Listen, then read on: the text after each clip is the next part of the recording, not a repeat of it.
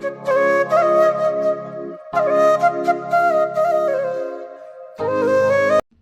একটা ওয়াল হ্যাঙ্গিংয়ের ভিডিও তোমাদের সাথে শেয়ার করলাম।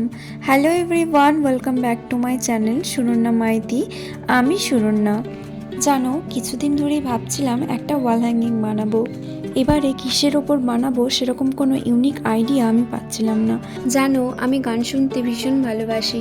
ইচ্ছা ছিল কোনো গানের লাইন থেকে একটা ওয়াল হ্যাঙ্গিং বানাবো।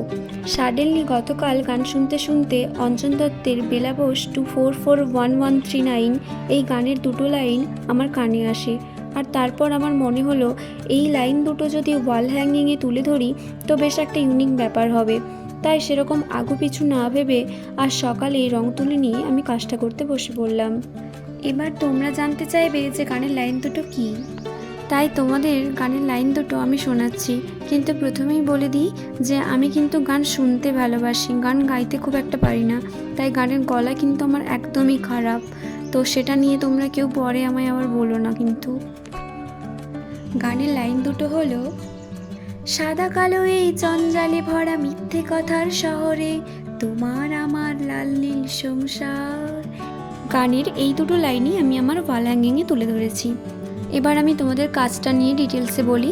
ওয়াল হ্যাঙ্গিংটা বানাতে আমাদের লাগছে কাঠ কাগজ, হোয়াইট টেপ, গ্লু আর 5টা ফেব্রিক কালার।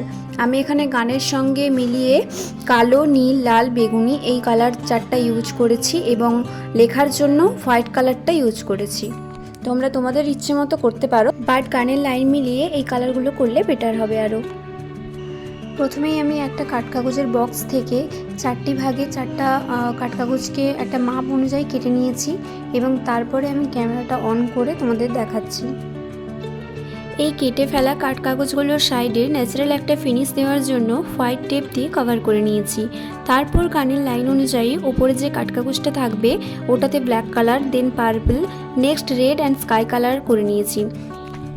এরপর গানের লাইনটা লেখার আগে তোমাদের একটা কথা বলি। এই গানটার মধ্যে কিন্তু একটা হিস্ট্রি রয়েছে, আমি যদিও পুরোপুরি জানি না। বেলাবোস এখানে একটি কাল্পনিক চরিত্র। 2441139 এই নাম্বারটি কিন্তু ছিল একজন সংবাদপত্রের সম্পাদকের। তোমরা জানো নিশ্চয়ই যে গানটা অঞ্জন দত্তের গাওয়া। ওই সংবাদপত্রের যে সম্পাদক ছিলেন তিনি কিন্তু এই অঞ্জন দত্তের বিরুদ্ধে একটা মামলাও করেছিলেন ওই নাম্বারটা ব্যবহার করার জন্য, যার ফলে কিছু দিন তার গান গাওয়া বন্ধ হয়ে গেছিলো। যদিও পরে তিনি আবার ওখান থেকে বেরিয়ে এসে আবার গান শুরু করেন। এটুকুই আমি জানতাম, আমি এর থেকে বেশি আর সেরকম কিছু জানি না, হয়তো আরও অনেক স্টোরি আছে। এরপর কাজের কথায় আসি। ওখানে যেগুলো আমি করে রেখেছিলাম, এরপরে হোয়াইট ফেব্রিক দিয়ে একটা ট্রিপল সাইজের তুলির সাহায্যে গানের যে দুটো লাইন পরপর আমি ওই 4টে কাঠকাগজে লিখে নেব। চলো ভিডিওটা লাস্ট অবধি দেখতে থাকো, আর ভিডিওটা কেমন হয়েছে অবশ্যই আমায় জানিও এবং চ্যানেলটিকে সাবস্ক্রাইব করে পাশে থেকো।